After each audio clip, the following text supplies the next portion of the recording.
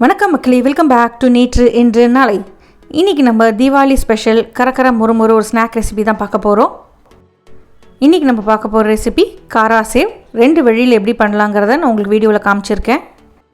இந்த காரா சேவ் ரெசிபியை நான் எப்படி பண்ணேங்கிறத பார்க்குறதுக்கு முன்னாடி நம்ம சேனலுக்கு நீங்கள் ஃபர்ஸ்ட் டைமாக வரீங்கன்னா மறக்காமல் சப்ஸ்கிரைப் பண்ணுங்கள். இன்றைக்கி வீடியோவில் நான் பூண்டு எதுவும் யூஸ் பண்ணாமல் தான் பண்ணியிருக்கேன். காரா சேவ் பண்ணுறதுக்கு ரொம்ப கம்மியான இன்க்ரீடியன்ட்ஸ் தான் தேவை. ஈஸியாகவே உங்கள் வீட்டில் நீங்கள் பண்ணிடலாம். மிளகு வாசனையோட ஸ்பைஸியாக சாப்பிட்றதுக்கு சூப்பராக இருக்கும். ஈவினிங் ரிலாக்ஸ்டாக டீ கூட வச்சு சாப்பிட்டு பாருங்கள், அப்படி தான் இருக்கும். வாங்க இப்போ வீடியோக்குள்ளே போகலாம். ஒரு பவுலில் 1 கப் கடலை மாவு எடுத்துக்கோங்க. இது கூடவே ஒரு 1/2 கப் அரிசி மாவு சேர்த்துக்கலாம். காரத்துக்கு 1 டீஸ்பூன் மிளகாய் பொடி, 1/2 டீஸ்பூன் பெருங்காயம் சேர்த்துக்கலாம். கடலை மாவு சேர்க்கறதுனால பெருங்காயம் சேர்த்தா உங்களுக்கு வாய்வு பிரச்சனை எதுவும் இல்லாமல் இருக்கும். ஒரு 1/4 டீஸ்பூன் அளவுக்கு ஓமத்தை நல்லா கையில் தேய்ச்சிட்டு இந்த மாவுலேயே சேர்த்துருங்க. டீப் ஃப்ரைட் ஸ்நாக்னால் ஜெரிக்கிறதுக்கு கொஞ்சம் லேட் ஆகும். ஓமம் சேர்த்திங்கன்னா உங்களுக்கு நல்ல டைஜஷனுக்கு அது ஹெல்ப் பண்ணும். அடுத்ததாக 1/2 டீஸ்பூன் ஜீரகப்பொடி, 1/2 டீஸ்பூன் மிளகு பொடி சேர்த்துக்கலாம். மிளகு பொடி 1/2 டீஸ்பூன் சேர்த்துக்கிறேன். இன்னொரு 1/2 டீஸ்பூனுக்கு முழு மிளகை 1க்கு பாதியாக உடச்சிட்டு நான் சேர்த்துக்கிறேன். தேவையான அளவுக்கு உப்பு சேர்த்துட்டு நல்லா கலந்து விட்டுருங்க.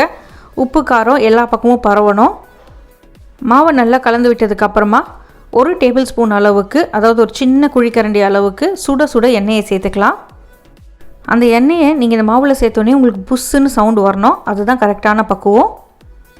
எண்ணெய் சேர்த்த இடம் கொஞ்சம் சூடாக இருக்கும். ஸோ பார்த்துட்டு மிக்ஸ் பண்ணிக்கோங்க. ஸ்பூன் இருந்தால் முதல்ல மிக்ஸ் பண்ணி விட்டுட்டு அதுக்கப்புறமா கை போட்டுட்டு எண்ணெயை இந்த மாவோடு நல்லா க்ரம்பிள் பண்ணி விடுங்க.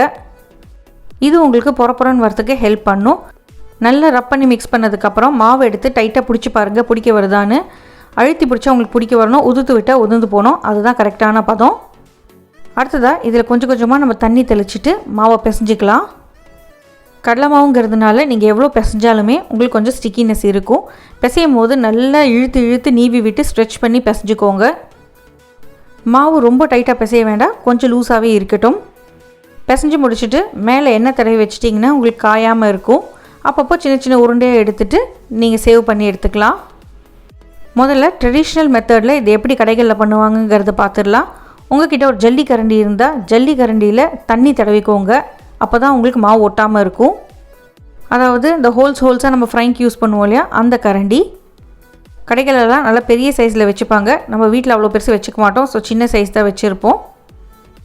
ஃப்ரை பண்ணுறதுக்கு ஒரு பக்கம் எண்ணெயை நல்லா சூடு பண்ணிக்கோங்க. இப்போ எண்ணெய்க்கு மேலே இந்த கரண்டியை வச்சுட்டு ஒரு சின்ன பந்தளவுக்கு மாவு எடுத்துகிட்டு அந்த கரண்டி மேலே வச்சுட்டு நீங்கள் பாமை வச்சு நல்லா ரப் பண்ணி விடணும். ரப் பண்ணும்போது அந்த ஓட்டை வழியாக உங்களுக்கு சின்ன சின்ன பீசஸாக கீழே எண்ணெயில் விழும். நல்லா கோல்டன் கலரில் ரோஸ்ட் ஆனதுக்கப்புறமா நீங்கள் எண்ணெயிலேருந்து வெளியே எடுத்துடலாம். கடைகளில் பார்த்தீங்கன்னா இந்த மாதிரி தேய்ச்சி தான் காரா சேவ் பண்ணுவாங்க. பட் இது எல்லாராலையும் பண்ண முடியாது. எண்ணெயிலேருந்து சூடாக போக வரும்.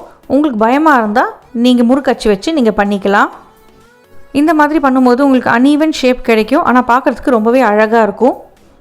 பொன்னிறமாக வரும்போதே எண்ணெயிலேருந்து எடுத்துடுங்க. உங்களுக்கு நுரையெல்லாம் நல்லா அடங்கி வரும். அப்படியே ப்ரௌன் கலரில் ஃப்ரை ஆச்சுன்னா உங்களுக்கு கிறிஸ்பியாக ஆகிடும் கடக்குன்னு. அதனால ஒரு ஸ்டேஜ் முன்னாடியே எடுத்திங்கன்னா சாப்பிட்றதுக்கு நல்லா சாஃப்டாக இருக்கும். எண்ணெயிலேருந்து எடுத்ததுக்கப்புறமா டிஷ்யூ பேப்பரில் வச்சு எக்ஸஸ் ஆயிலை ட்ரெயின் பண்ணிட்டீங்கன்னா நம்மளோட காரா சேவை ரெடி. இப்போ இந்த மாதிரி கரண்டி இல்லை உங்களுக்கு பண்ணுறதுக்கு பயமாக இருக்குன்னா நீங்கள் இந்த மாதிரி செகண்ட் மெத்தடை யூஸ் பண்ணிக்கலாம். முறுக்கச்சில் பெரிய ஓட்டை இருக்கிற அந்த மோல்டு எடுத்துக்கோங்க. என்கிட்ட கன் மாதிரி இருக்கிற முறுக்கு ப்ரெஸ் தான் இருந்தது. நான் அதில் உங்களுக்கு ட்ரை பண்ணி காமிக்கிறேன். முறுக்கு ப்ரெஸ்ஸில் முதல்ல நம்ம மாவு அடைச்சிக்கலாம். மாவு எடுக்கும் போது கையை நினச்சிட்டு மாவு எடுத்திங்கன்னா உங்களுக்கு ஒட்டாமல் வரும். நேராக அந்த முறுக்கு ப்ரெஸ்ஸை எடுத்துகிட்டு நீங்கள் அப்படியே ரவுண்டாக எண்ணெயில் புழிஞ்சு விட்டுக்கோங்க. முதல்ல பார்த்தீங்கன்னா புழிஞ்ச உடனே உங்களுக்கு நிறைய நுரை வரும். குக் ஆனதுக்கப்புறம் அந்த நுரை அடங்கிடும். நுரை அடங்கினதுக்கப்புறமா 2 பக்கமும் திருப்பி போட்டு குக் பண்ணிவிட்டு எண்ணெயிலேருந்து வெளியே எடுத்துகிட்டு எக்ஸஸ் ஆயிலை டிஷ்யூ பேப்பரில் வச்சு ட்ரெயின் பண்ணிவிடுங்க. வெளியே எடுத்துகிட்டு ஆறுனதுக்கப்புறமா சின்ன சின்ன பீசஸாக அதை நொறுக்கி விட்டுருங்க. 2 மெத்தடில் உங்களுக்கு எது ஈஸியாக இருக்கோ அதை நீங்கள் ஃபாலோ பண்ணி ட்ரை பண்ணி பாருங்கள். ட்ரை பண்ணி பார்த்துட்டு எப்படி வந்ததுங்கிறதையும் எனக்கு கமெண்ட்ஸில் சொல்லுங்கள். நல்லா மிளகு வாசனையோட இந்த ஸ்நாக்ஸ் சாப்பிட்றதுக்கு ரொம்பவே நல்லாயிருக்கும். உங்களுக்கு பூண்டோட ஃப்ளேவர் பிடிக்குன்னா மாவில் கொஞ்சமாக பூண்டு பேஸ்ட் போட்டுட்டு நீங்கள் மிக்ஸ் பண்ணிவிட்டு கூட இந்த மாதிரி சேவ் பண்ணிக்கலாம். வீட்லேயே இவ்வளோ ஈஸியாக பண்ணும்போது இனிமேல் எது கடைகளில் வாங்குறீங்க, நீங்களும் உங்கள் வீட்டில் இதை ட்ரை பண்ணிவிட்டு உங்கள் வீட்டில் இருக்கிறவங்களுக்கு சர்வ் பண்ணுங்கள். ரொம்ப என்ஜாய் பண்ணி சாப்பிடுவாங்க. இந்த வீடியோ உங்களுக்கு பிடிச்சிருந்தா நம்ம சேனலுக்கு நீங்கள் ஃபர்ஸ்ட் டைமாக வரீங்கன்னா லைக் பண்ணுங்கள், ஷேர் பண்ணுங்கள், மறக்காமல் சப்ஸ்கிரைப் பண்ணுங்கள். இன்னொரு நல்ல வீடியோவோட உங்களை நான் நாளைக்கு சந்திக்கிறேன். Until then, take care. Bye bye. Thanks for watching. Have a great weekend.